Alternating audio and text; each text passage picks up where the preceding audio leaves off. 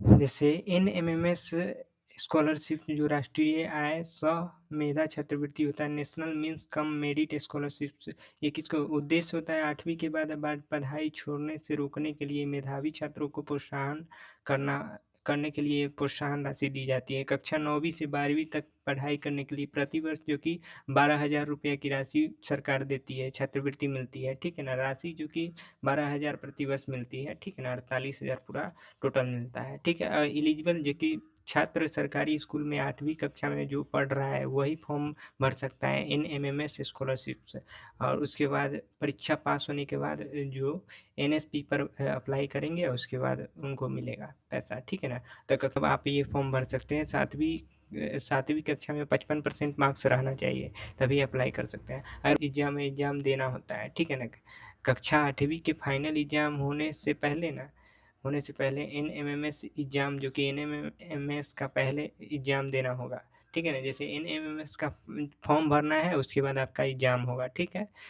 तो ये final exam से पहले देना होता है, ठीक है ना। ये 8वीं का फाइनल एग्जाम कब होता है? 12 मार्च से 19 मार्च तक चलता है 8वीं का फाइनल एग्जाम।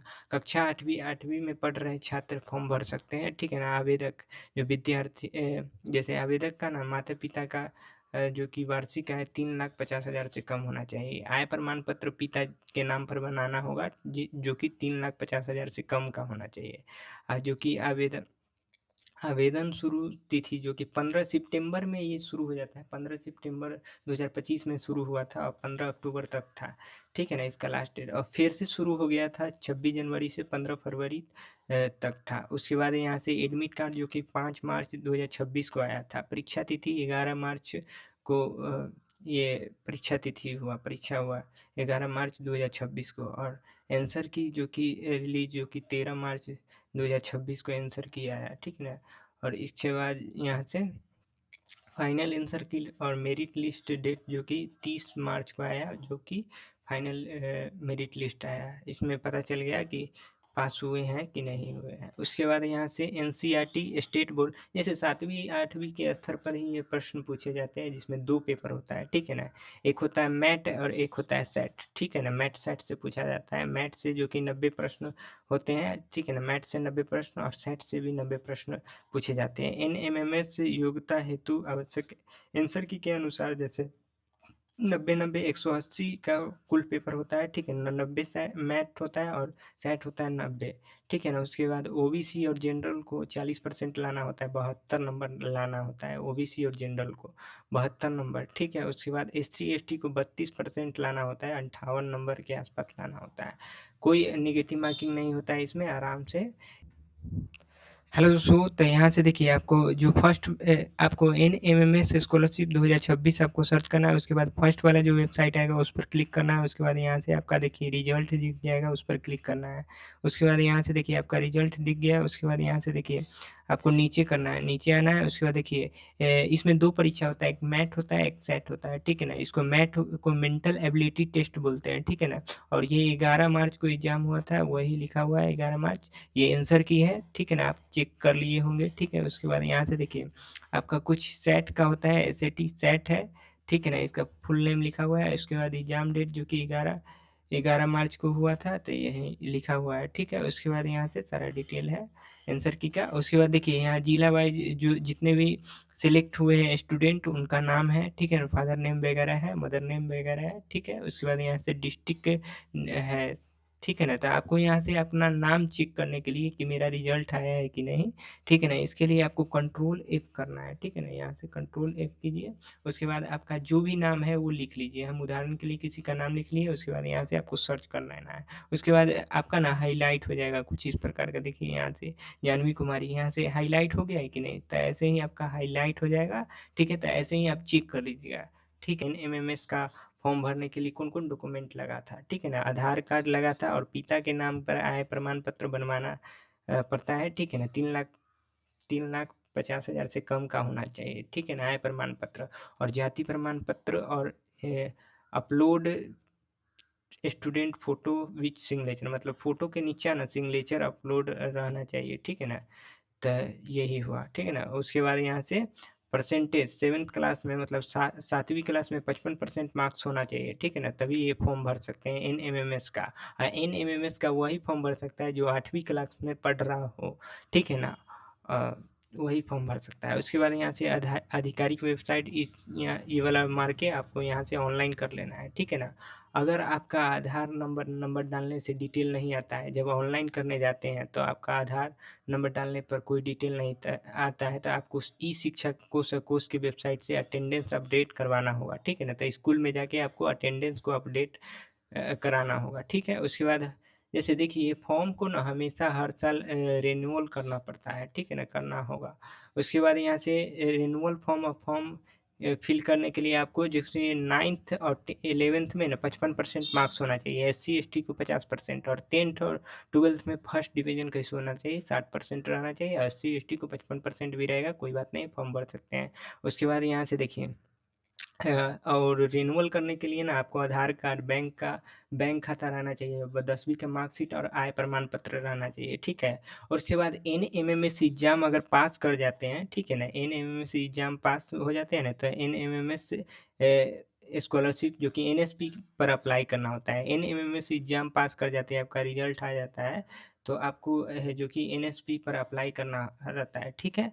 एनएसपी पर जो कि पिता के नाम पर आय जो बनाए थे उस समय दिए थे, अप्लाई किए थे, तो पिता के नाम पर आय प्रमाण पत्र यहाँ अपलोड किए थे, यहाँ भी आपको अपलोड करना होगा। एनएसपी के पर अप्लाई कीजिएगा तब। लिए आपको डॉक्यूमेंट है जो कि पिता के नाम पर आय प्रमाण पत्र जो एग्जाम के समय दिए होंगे, ठीक है? उसके बाद जाति प्रमाण पत्र जो कि ओबीसी एससी एसटी को लगेगा जाति प्रमाण पत्र, और जनरल को नहीं बनवाना है। ये स्टूडेंट का जाति प्रमाण पत्र मांगा जाता है और पिता का आय प्रमाण पत्र मांगा जाएगा। उसके बाद यहाँ कक्षा 8वीं का मार्कशीट और 9th में एडमिशन कब लिए, एडमिशन डेट आपको बताना होगा। उसके बाद आधार कार्ड नंबर आपको पूछा जाएगा, ठीक है ना? और बैंक पासबुक स्टूडेंट का एनपीसीआई से लिंक रहना चाहिए। एनपीसीआई से लिंक आपको कर लेना है बैंक अकाउंट को, ठीक है ना? ये ऑनलाइन हो जाता है, ठीक है? उसके बाद ईमेल, पासपोर्ट साइज फोटो मांगा जाएगा, उसके बाद मोबाइल नंबर मांगा जाएगा, तो आप दे दीजिएगा, एनएसपी पर अप्लाई कर लीजिएगा, ठीक है? एनएसपी सर्च करना है,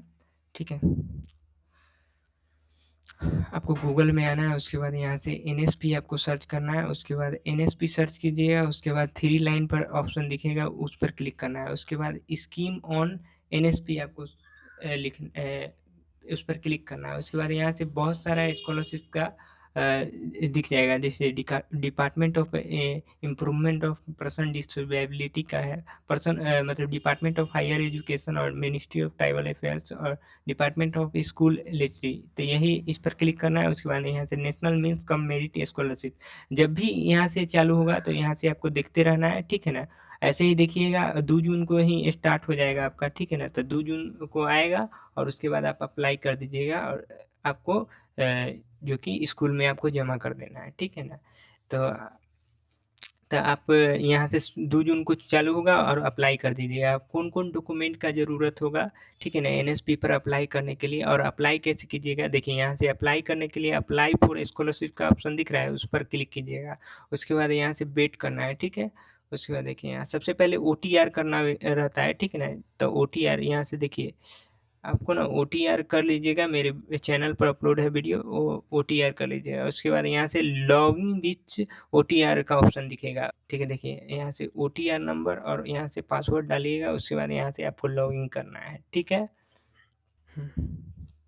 हेलो दोस्तों, तो यहाँ से देखिए आपको कुछ इस प्रकार का डिटेल दिखता है, यहीं से आपको अप्लाई करना होता है, ठीक है ना? तो यहाँ से स्कॉलरशिप का दिख रहा है, उसके बाद यहाँ से आपको प्रोसीड पर क्लिक करना है। प्रोसीड पर क्लिक करके यहीं से आपको फॉर्म फिल करना होता है, फ्रेशर अप्लाई करना होता है, ठीक है ना? फॉर्म फिल कीजिएगा, उसके बाद यहाँ से आपका सारा डिटेल मांगा जाएगा, ठीक है? तो आपको वही डिटेल वगैरह फिल करना होता है और न्यू अप्लाई करना होता है। 2 जून के ही हम बताएँगे कि कैसे अप्लाई करना है। उसके बाद यहाँ से देखिए एनएमएमएस स्कॉलरशिप होता है 9th से 12th जैसे 9th से 12th तक एनएमएमएस स्कॉलरशिप के तहत पैसा मिलता है, ठीक है ना? प्रति वर्ष जो कि 12,000 रुपये की राशि मिलती है। 9th से 12th की पढ़ाई के लिए ये दिया जाता है, ठीक है ना? और एनएसपी सेंट्रल सेक्टर स्कीम्स के तहत जो हायर एजुकेशन के तहत जो कि ग्रेजुएशन और पीजी की पढ़ाई के लिए ये दिया जाता है, हायर एजुकेशन के लिए ये दिया जाता है। जो कि अगर बात करें यहाँ से एनएमएमएस एमएमएस एग्जाम पास किए हुए, ठीक है ना, और परसेंटेज जो कि 7वीं क्लास में 55% मार्क्स हो, वो एनएमएमएस का फॉर्म भर सकते हैं, ठीक है ना, एनएसपी के वेबसाइट से। अगर बात करें एनएसपी सेंट्रल सेक्टर स्कीम का, वही फॉर्म भर सकते हैं जो 12th पास किए हैं और एनएसपी कट ऑफ लिस्ट में नाम हो, और ठीक है ना, जो कि इतना परसेंट हो, तो जैसे आर्ट्स में अगर 61% और साइंस में 69% और 75% कॉमर्स में है, तो आप वो फॉर्म भर सकते हैं। उसके बाद यहाँ से देखिए 12,000 रुपये की राशि मिलती है, ठीक है ना, 12,000 और गुने 4 यानी 48,000 रुपये की पूरा राशि मिलती है प्रति वर्ष, जो कि 4 वर्ष के लिए मिलते हैं, तो 48,000। और यहाँ जैसे ग्रेजुएशन में जो कि 48,000 मिलती है, बढ़ चुका 48,000। उसके बाद यहाँ से 20,000 जो कि 2 साल के लिए पीजी होता है, तो यहाँ से 40,000, पूरा 88,000 का प्रॉफिट होता है, ठीक है ना। यहाँ अगर बात करें हर साल जो कि फॉर्म को रिन्यूअल करना होता है, ठीक है ना, हर साल फॉर्म को रिन्यूअल करना होता है, ठीक है। और जब एनएमएमएस ना, जो कि एनएमएमएस का अगर फॉर्म रिन्यूअल कर रहे हैं, ठीक है ना, अगर मान लीजिए 11th में है, आपको कोई भी क्लास में है और वो आप रिन्यूअल कर रहे हैं, ठीक है ना, हर साल रिन्यूअल करना होता है, तो आप अगर रिन्यूअल कर रहे हैं और दूसरा एनएसपी की वेबसाइट से दूसरा स्कॉलरशिप के लिए भी अप्लाई कर रहे हैं, तो लोग आपको अप्लाई नहीं करना है, दूसरा स्कॉलरशिप के लिए अप्लाई नहीं कर सकते हैं, ठीक है ना, एनएसपी की वेबसाइट से। हाँ, आप पोस्ट मैट्रिक स्कॉलरशिप का अप्लाई कर सकते हैं, ठीक है ना, पोस्ट मैट्रिक स्कॉलरशिप का जो 11th में 2,030 रुपया मिलता है और 12th में 2,000 मिलता है, ठीक है ना। ये पोस्ट मैट्रिक के लिए पीएमएस के पोर्टल से आप ऑनलाइन कर सकते हैं, ठीक है ना। जो कि देखिए रिन्यूअल कब कब करना होता है, देखिए ये आप जैसे N M M S scholarship के लिए रिन्यूअल है जो कि 3 बार होता है। जैसे देखिए नाइन्थ नाइन्थ पास करने के बाद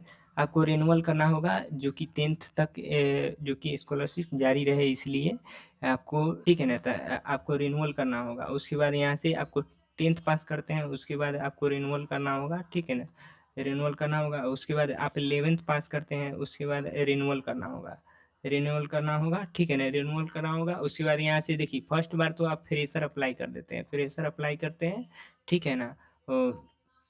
हाँ, 8वीं की डिटेल दे देते हैं। उसके बाद यहाँ से सारा चीज़ जो कि मांगा जाता है एनएसपी की वेबसाइट से, इतना आप अप्लाई कर देते हैं, ठीक है ना। जो कि पिता के आय प्रमाण पत्र, जाति प्रमाण पत्र और कक्षा 8वीं का मार्कशीट और 9th का एडमिशन डेट वगैरह, ये सब मांगा जाता है। तो आप अप्लाई कर देते हैं, फ्रेशर अप्लाई कर देते हैं, आपको पैसा जो कि मिल जाता है, ठीक है ना, 12,000 रुपया मिल जाता है। उसके बाद आपको 9th पास कर जाते हैं, तब आपको रिन्यूअल करना होता है। उसके बाद आपको 10th पास कर जाते हैं, उसके बाद रिन्यूअल करना होता है। उसके बाद 11th पास कर देते हैं, तो इसमें रिन्यूअल करना होता है। और सब में परसेंटेज आपको पूछा जाएगा कि 9th में कितना परसेंट आया, कब एडमिशन लिया था, ये सब पूछा जाएगा, ठीक है ना। और 10th कब पास किया और कितना परसेंट आया, ठीक है। उसके बाद यहाँ से 11th का डिटेल पूछा जाएगा, ये कितना परसेंट आया, सब में परसेंट पूछा जाएगा, ठीक है। उसके बाद यहाँ से एनएसपी सेंट्रल सेक्टर स्कीम्स, ये होता है, जैसे देखिए इसमें भी रिन्यूअल करना होता है पार्ट 1 में।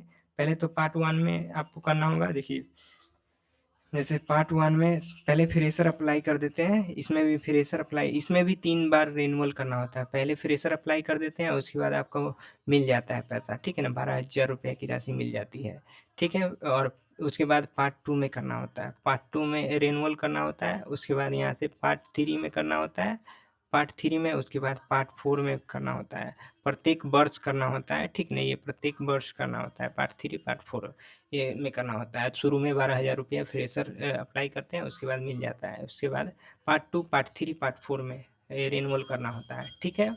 ठीक है दोस्तों, अगले वीडियो में मिलते हैं। ऐसे ही आपको रिन्यूअल वगैरह करना रहता है, ठीक है ना, 3-3 बार रिन्यूअल करना होता है। देखिए यहाँ से रिन्यूअल 3-3 बार करना होता है, रिन्यूअल इसमें भी 3-3 बार करना होता है, पार्ट 2 पार्ट 3 और पार्ट 4। पहला फ्रेशर अप्लाई कर दीजिएगा, ठीक है, 2 जून को आएगा, 2 जून को आप अप्लाई कर दीजिएगा। जो कि जो भी दे दिए हैं एनएमएमएस स्कॉलरशिप का जो कि एग्ज़ाम दे दिए, तो वो आएगा, आप अप्लाई कर लीजिएगा, ठीक है ना। इतना डॉक्यूमेंट आपको मांगा जाएगा एनएसपी पर अप्लाई करने के लिए।